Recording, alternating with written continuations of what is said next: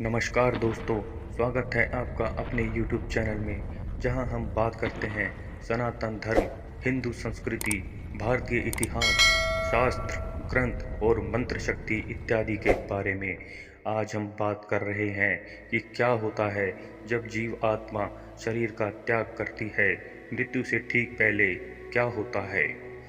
आत्मा जब शरीर छोड़ती है तो मनुष्य को पहले ही पता चल जाता है। ऐसे में वो भी स्वयं हथियार डाल देता है, अन्यथा उसने आत्मा को शरीर में बनाए रखने का भरकस प्रयत्न किया होता है और इसी चक्कर में कष्ट को झेला होता है।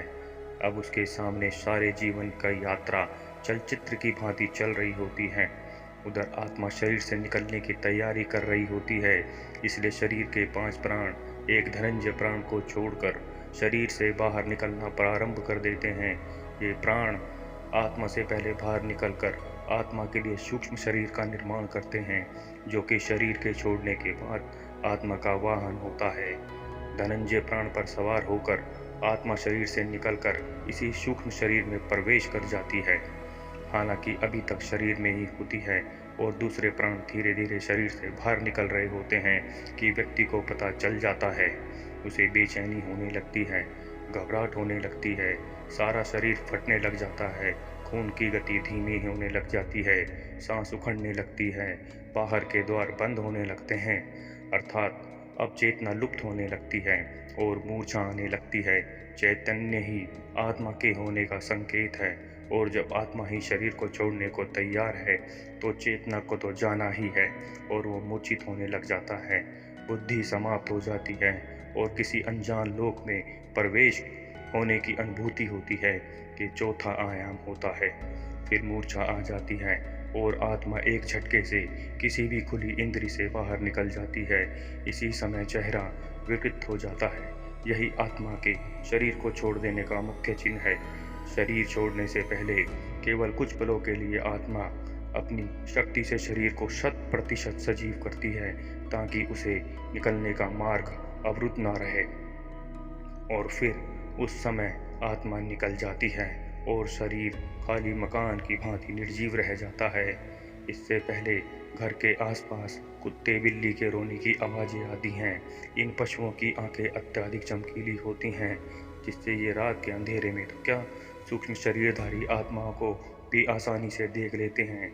जब किसी व्यक्ति की आत्मा शरीर को छोड़ने को तैयार होती है तो उसे अपने सगे संबंधियों, जो मृत आत्माओं के तौर पर होते हैं, उसे लेने आते हैं और व्यक्ति उन्हें यमदूत समझता है और कुत्ते बिल्ली उन्हें साधारण मनुष्य की ही समझते हैं और अनजान होने की वजह से उन्हें देखकर रोते हैं और कभी कभी भौंकते भी हैं। शरीर के 5 प्रकार के प्राण बाहर निकल उसी तरह सूक्ष्म शरीर का निर्माण करते हैं, जैसे गर्भ में स्थूल शरीर का निर्माण क्रम भांति होता है। सूक्ष्म शरीर का निर्माण होते ही आत्मा अपने मूल वाहक धनंजय प्राण के द्वारा बड़े वेग से निकलकर सूक्ष्म शरीर में प्रवेश कर जाती है। आत्मा शरीर के जिस अंग से निकलती है उसे खोलती तोड़ती हुई निकलती है। जो लोग भयंकर पापी होते हैं उनकी आत्मा मूत्र मार्ग या मल मार्ग से निकल जाती है। जो पापी भी है और पुण्यात्मा भी है उनकी आत्मा मुख से निकलती है।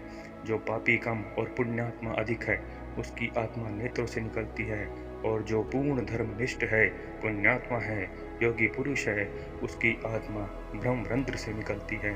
अब शरीर से बाहर सूक्ष्म शरीर का निर्माण हुआ रहता है, लेकिन ये सभी का नहीं हुआ रहता। जो लोग अपने जीवन में मोह माया से मुक्त हो चुके हैं, योगी पुरुष हैं, उनके लिए तो सूक्ष्म शरीर तुरंत निर्माण हो जाता है।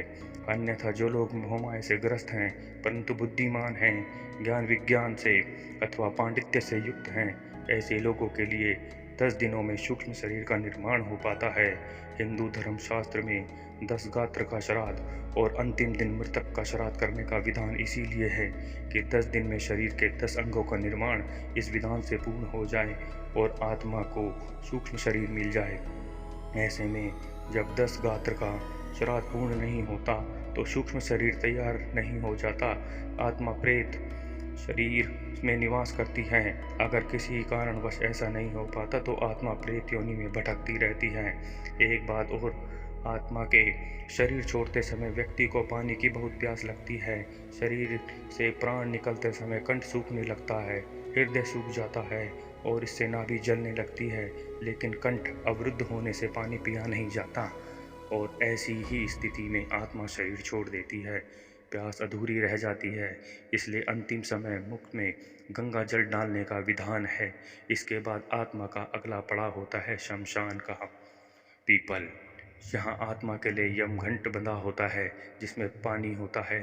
यहाँ प्यासी आत्मा यमघंट से पानी पीती है जो उसके लिए अमृत तुल्य होता है। इस पानी से आत्मा तृप्ति का अनुभव करती है। ये सब हिंदू धर्म शास्त्रों में विधान है कि मृतक के लिए ये सब करना होता है ताकि उसकी आत्मा को शांति मिल सके।